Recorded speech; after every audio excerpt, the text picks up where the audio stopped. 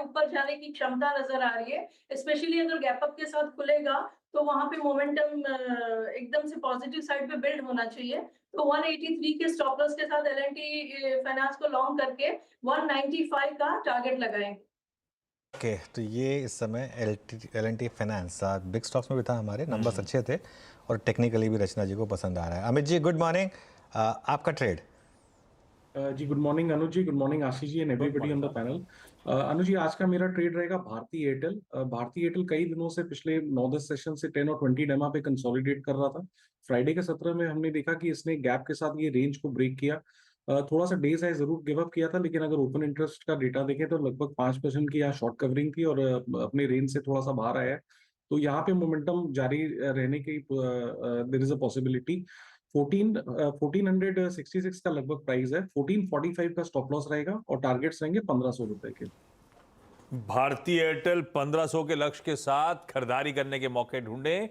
आज की preferred pick सेठ साहब की। चलिए फिर बहेती साहब के पास चला जाए। बहेती साहब good morning.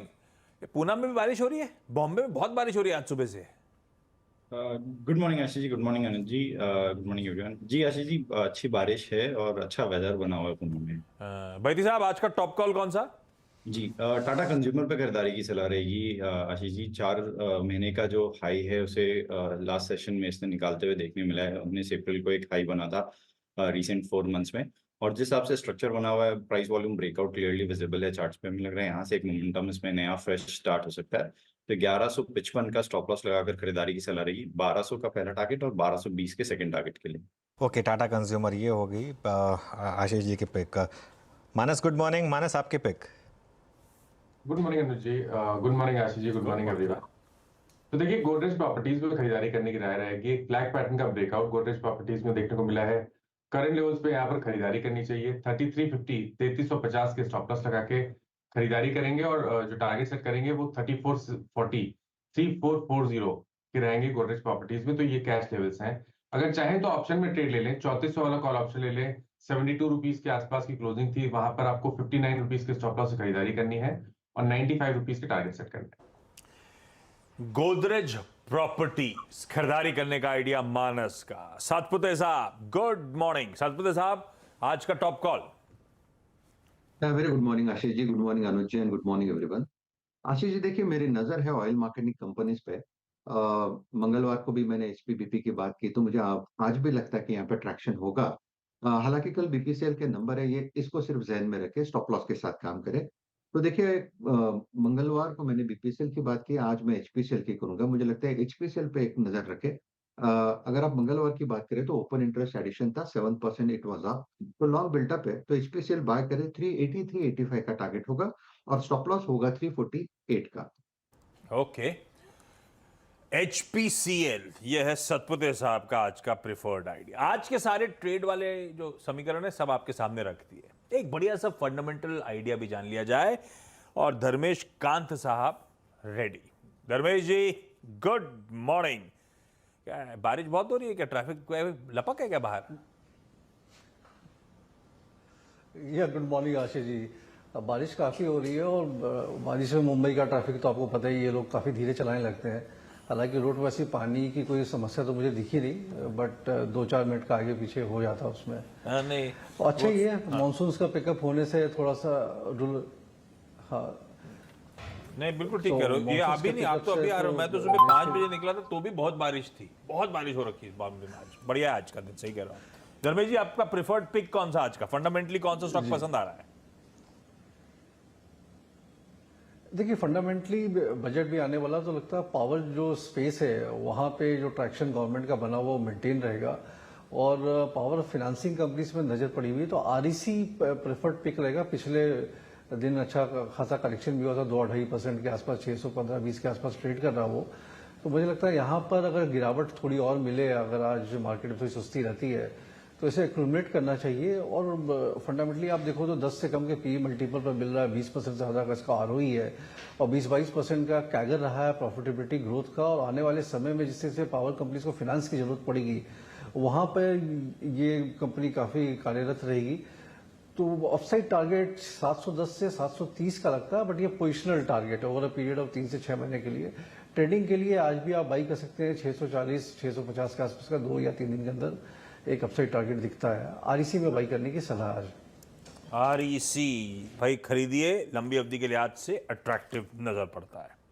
Quickly wrap up कर रहा हूं, उसके बाद खबरों वाले स्टॉक्स की तरफ बढ़ेंगे।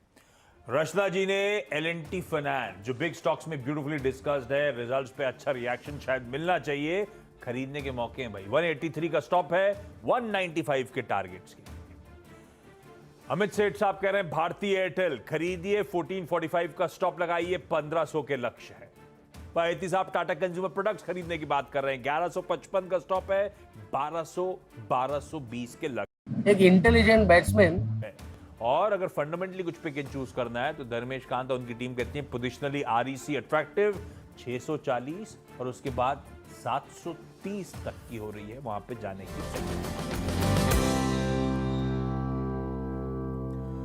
और अब सारे इंपॉर्टेंट खबरों वाले स्टॉक्स की तरफ बढ़ा जाए। बहुत इंटरेस्टिंग न्यूज पिक्स हैं, कई सारी चर्चा करनी है। एशियन पेंट्स, 2 निफ्टी कंपनीज के नंबर्स, एशियन पेंट्स और एलटीआई माइंट्री। पहले चला जाए ज्यादा इंपॉर्टेंट एशियन पेंट्स पे, और चार्ट्स पे सतपुते साहब आप रेडी रखना। एशियन पेंट्स आ रहा हूं आपके पास। हर्षदा कैसे नंबर्स लग रहे हैं? Good morning. गुड मॉर्निंग आशीष। नंबर्स एशियन पेंट के खराब हैं, शेड ऑफ रेड आप कह सकते हैं, क्योंकि देखिए हर पैरामीटर पर कंपनी ने दरअसल किया है डिसअपॉइंट। प्रॉफिटेबिलिटी 25% घटी, दबाव का अनुमान था लेकिन उम्मीद से काफी खराब ये नंबर्स है। 1401 करोड़ का अनुमान था, 1187 करोड़ का आया है। रेवेन्यू आप देखिएगा 2% घटकर 8970 करोड़ पर आया। यहाँ पर एक्सपेक्टेशन थी कि 9175 करोड़ का कंपनी रेवेन्यू पोस्ट करेगी। मार्जिन्स खासे कॉन्ट्रैक्ट होते हुए, मार्जिन्स में एक्सपेक्टेशन था दबाव आएगा, लेकिन 20% के ऊपर के मार्जिन्स संभलते हुए दिखाई देंगे, अनुमान था, लेकिन 19% के नीचे आए हैं। एबिटा पर भी 20% का दबाव। हम वॉल्यूम ग्रोथ देखते हैं एफएमसीजी कंपनियों के लिए, और यहाँ पर वॉल्यूम ग्रोथ आई है 7% पर। एक्सपेक्टेशन थी कि ये सिंगल डिजिट्स में आएगी, 6 से 9% के अनुमान के एकदम बीचों बीच 7% के आसपास लोअर एंड के करीब दिखाई दे रही है। साथ ही साथ कंपनी ने कहा है कि डेकोरेटिव सेगमेंट में जो वॉल्यूम ग्रोथ है वो 7% जरूर है, लेकिन वैल्यू ग्रोथ जो है वो -3% के आसपास आ रही है, वहां पर डी ग्रोथ देखने को मिला है। अब कंपनी ने कहा है, कुछ क्लैरिफिकेशन दिए हैं। कंपनी बेसिकली ये कह रही है कि ये जो अंडर परफॉर्मेंस है ये कंपटीशन के चलते नहीं है, ये लार्जली चुनाव के चलते और साथ ही साथ हीट वेव की वजह से डिमांड पर इंपैक्ट आया है, इसीलिए क्वार्टर दरअसल कमजोर उभर कर आ रहा है।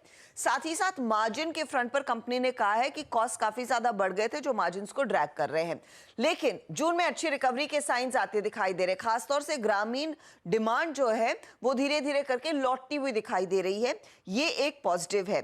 कंपनी ने यह भी मेंशन किया है कि मैसूर प्लांट का उत्पादन क्षमता दोगुनी की है, तो वहां पर कैपेसिटी बढ़ती हुई दिखाई दे रही है, और साथ ही साथ double digit revenue growth automotive और जनरल इंडस्ट्रियल सेगमेंट में जरूर देखी जा रही है। FY25 के लिए कंपनी कॉन्फिडेंट है Q1 खराब होने के बावजूद कि वॉल्यूम ग्रोथ डबल डिजिट्स में आएगी, ये एक चीज है। साथ ही साथ कंपनी ने कहा है कि आगे चलकर कुछ और प्राइस हाइक्स लेते हुए ये दिखाई देंगे, जो कंपनी पर कॉस्ट इंपैक्ट आ रहा है वो पास करेंगे।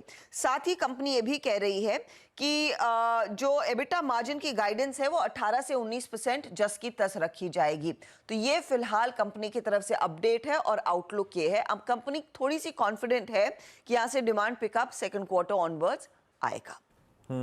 वॉल्यूम ग्रोथ फिर भी ठीक है, लेकिन वैल्यू ग्रोथ है नहीं, इसीलिए आपने आय गिरती हुई देखी। जब वॉल्यूम 7% बढ़े तो आय 2-2.5% गिरी। आसान शब्दों में प्रोडक्ट मिक्स गड़बड़ाया है, प्रीमियम बिक नहीं रहा है, रियलाइजेशंस दिक्कत में आ रहे हैं। ठीक है, पर ये स्टॉक ठंडा है ही है, तो कुछ हद तक ये सब दिक्कतें भाव में डिस्काउंटेड हैं, और हमें पता है कि अब प्राइस हाइक्स नहीं है, उसका सब्सिक्वेंट क्वार्टर्स में कुछ बहुत फायदा मिलेगा।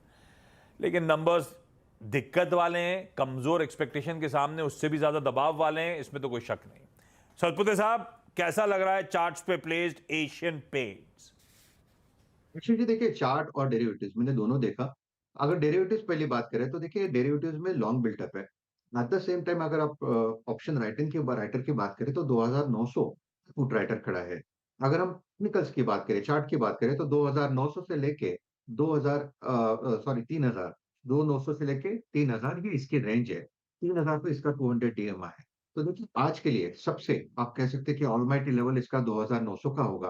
तो अगर किसी के पास लॉन्ग पोजीशन है तो उनको ये लेवल वॉच करना है, क्योंकि आप जैसे आपने कहा कि ये थोड़ा सा डिस्काउंटेड है, तो प्रोबेबली 2900 का टेस्ट करके रिकवर करने की कोशिश करेगा।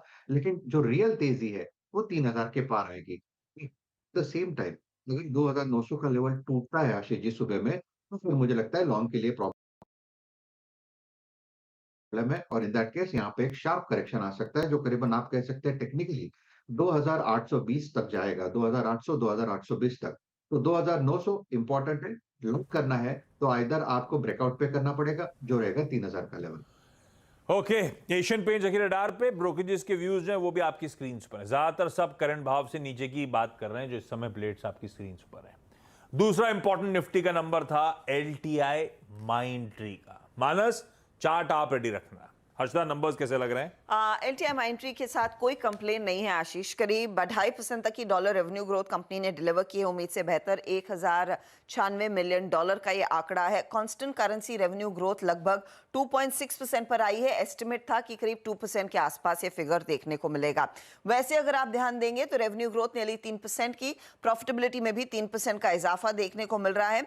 दोनों नंबर्स दरअसल उम्मीद से बेहतर दिखाई दे रहे हैं। अब आइए आप कंपनी के मार्जिन्स पर। मार्जिन्स अनुमान था 15% पर आएंगे, absolutely in line with expectations. 15% के मार्जिन्स, इनफैक्ट इन्होंने करीब करीब मार्जिन्स 30 बेसिस पॉइंट्स इंप्रूव किए हैं। अब आते हैं डील विंस पर। कंपनी ने कहा है कि अलग अलग बकेट्स में कुछ डील विंस हुई हैं। टोटल कॉन्ट्रैक्ट वैल्यू इस क्वार्टर में $1.4 बिलियन के आसपास है।